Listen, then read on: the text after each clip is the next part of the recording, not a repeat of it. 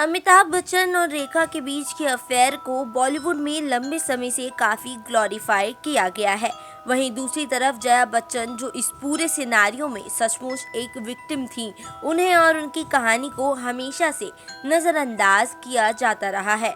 इतना ही नहीं, इन तीनों के बीच चले इस लव ट्रायंगल से बॉलीवुड और एंटरटेनमेंट इंडस्ट्री ने कई बार अपना बिजनेस भी निकाला है।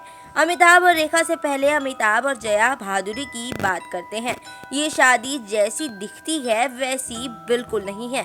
अमिताभ और जया के बीच पहली मुलाकात पुणे में एक फिल्म इंस्टीट्यूट में हुई थी। दोनों ने एक दूसरे को फिल्म जंजीर से डेट करना शुरू किया। ये फिल्म 1973 में आई, लेकिन जया भादुरी पहले से ही बॉलीवुड में एक स्टैब्लिश्ड एक्टर थी। वहीं अमिताभ बच्चन उन न्यू कमर्स में थे जिनका करियर ज्यादा नहीं चल रहा था। दोनों की शादी का किस्सा भी काफी अजीब है। जया बच्चन ने अपनी नातिन नव्या नवेली नंदा के पॉडकास्ट में बताया था कि वो साल 1973 में अमिताभ को डेट कर रही थी। दोनों को किसी ट्रिप पर जाना था, लेकिन अमिताभ बच्चन के पेरेंट्स यानी माता पिता को इससे दिक्कत थी। उन्होंने दोनों को शादी से पहले बाहर जाने के लिए अलाउड नहीं किया और दोनों ने इसीलिए शादी कर ली। यहाँ देखने वाली बात यह है कि इन दोनों की शादी उसी साल अक्टूबर में होने वाली थी, जल्दबाजी में जून के महीने में ही कर लिया गया। इतना ही नहीं, शादी को लेकर अमिताभ बच्चन के कंडीशंस भी बहुत अजीब थे। वो चाहते थे कि जया भादुरी अपना स्टैब्लिश्ड करियर छोड़कर सिर्फ घर गृहस्थी को प्राथमिकता दे। इस बात का खुलासा भी खुद जया भादुरी ने किया था। देखने वाली बात यह है कि जया का करियर उस समय अमिताभ बच्चन से काफी आगे था। उन्हें लगातार इंडस्ट्री में काम मिल रहा था, लेकिन शादी के बाद उन्होंने अपने फिल्मी करियर पर ब्रेक लगा दिया। वहीं शादी के बाद भी अमिताभ बच्चन का व्यवहार जया को लेकर उतना सम्मानजनक नहीं था। इस बात का सबूत भी कई बार मिला है।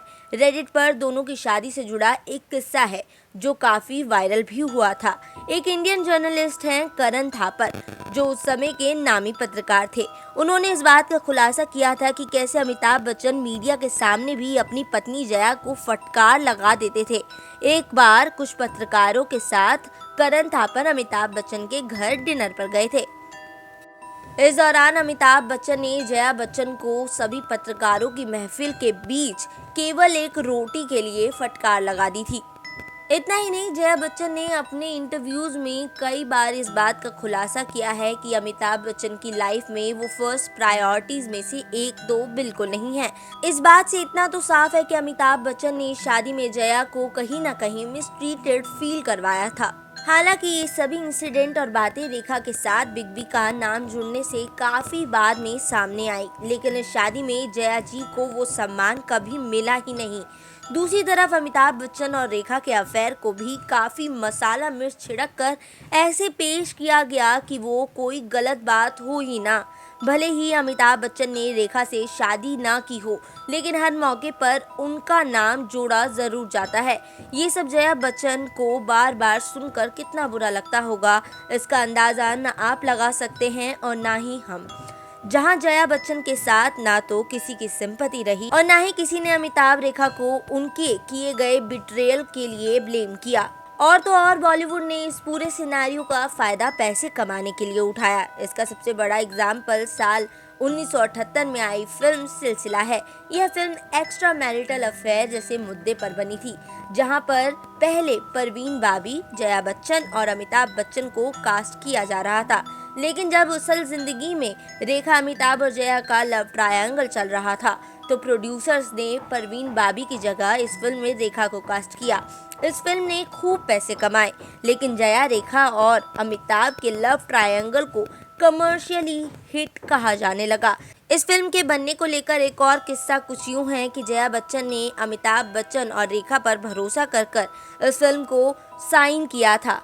हालांकि अमिताभ बच्चन और रेखा दोनों ने ही उनका ये भरोसा तोड़ दिया। फिल्म के सेट्स पर अमिताभ और रेखा के क्वालिटी टाइम को लेकर भी कई किस्से हैं। इन सब के बावजूद कई ऑब्जेक्शनल चीजें हैं जो रेखा भी करती आई हैं, जैसे वो इस रिश्ते को लेकर हमेशा से मुखर रही हैं। टीवी शोज और इंटरव्यू में वो अक्सर इस अफेयर का जिक्र करती हैं। अवार्ड फंक्शंस में भी वो अमिताभ बच्चन को देखकर काफी अजीब बिहेव करती हैं। पर अफसोस, इन सब बातों के बीच जया बच्चन को पूरी तरह से इग्नोर किया जाता है। वो आज भी इस पूरे सिनेरियो को लेकर खामोश हैं।